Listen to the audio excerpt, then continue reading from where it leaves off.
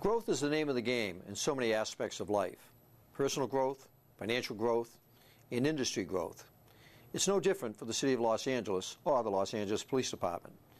In this month's message, I want to focus on the growth we are experiencing and take a look at what we have planned for the future. The City of Los Angeles is growing.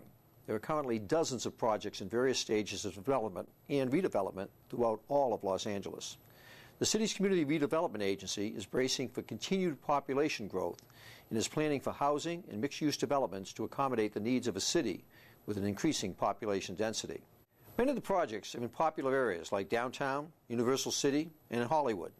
In downtown, LA Live, the mega complex that already includes Staples Center and the Nokia Theater, will provide Los Angeles residents, commuters, and tourists with a world-class sports and entertainment destination.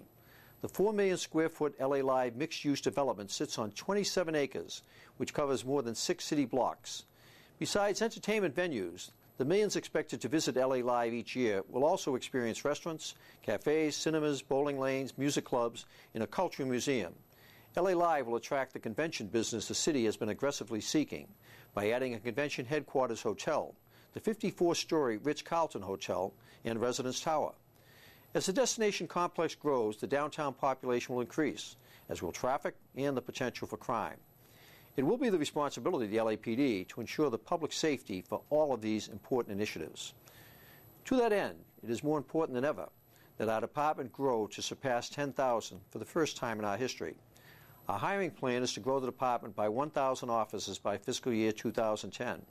So far, we are on track. We've reached nearly 600 of the 1,000 hires with our May 23rd Academy class. Even during these difficult budget times, Mayor Villaraigosa and the Los Angeles City Council remain steadfast in their commitment to public safety and the department's hiring goals. Just recently, the City Council unanimously approved the department's hiring plan, including the increase in city trash collection fees in order to meet the hiring goals. Where to assign the new officers brings me to my next topic. Several new stations are perhaps the most visible examples of the department's current growth.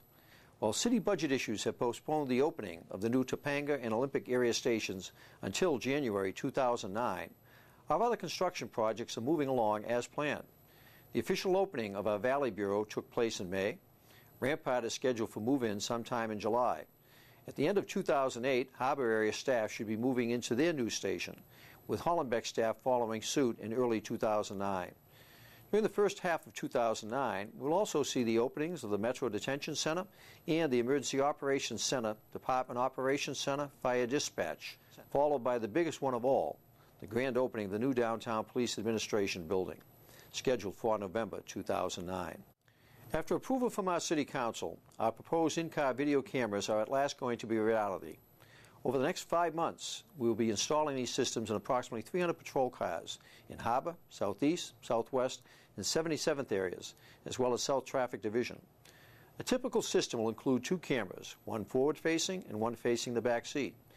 Each will be equipped with a microphone, as well as a system supporting infrastructure, including the memory storage unit and various cable connections, all located in the car.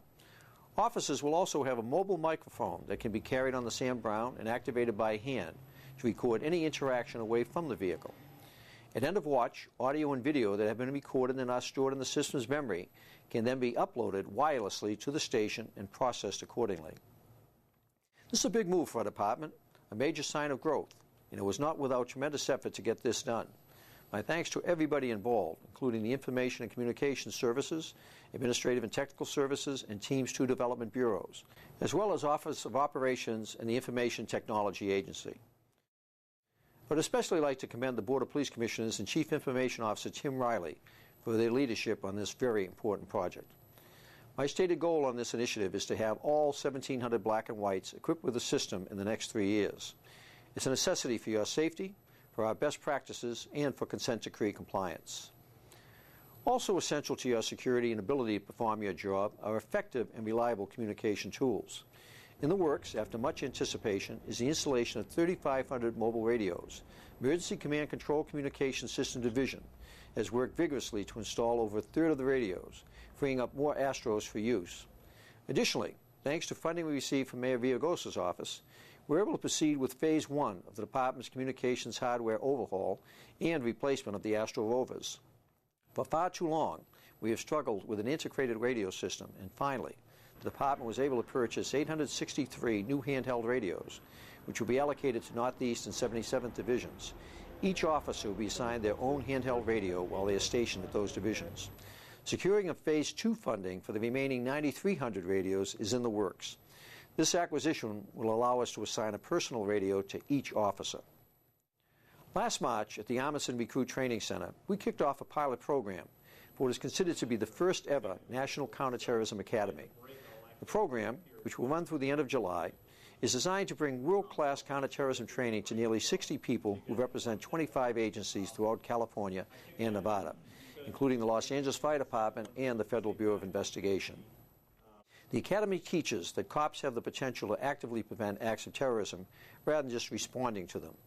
Classes train officers to recognize signs of terror-related activity and to properly share and analyze intelligence with the cooperation of federal authorities.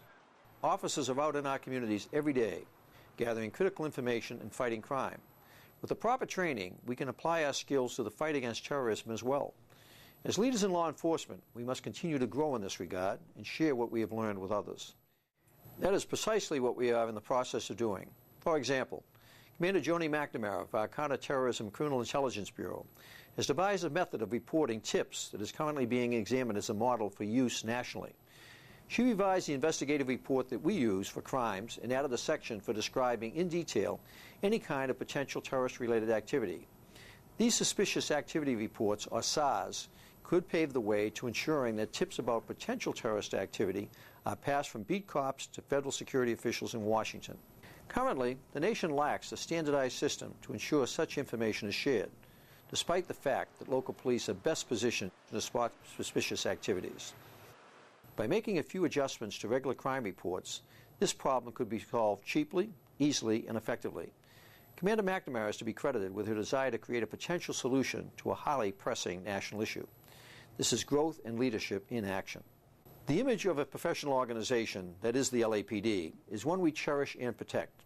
People know the LAPD badge, the motto, and our black and whites. Up until recently, our eyes in the sky, our police helicopters, have been painted gray and blue. Unless you knew they were ours, they weren't instantly recognizable as LAPD airships. That has begun to change, thanks to a group of our Air Support Division officers who wanted to change the paint scheme of our department helicopters to mirror the iconic black and white patrol vehicles we have used historically. The change was a great idea, and the first two black and white helicopters debuted in February 2008 at the annual Helicopter Association International Convention in Houston, Texas.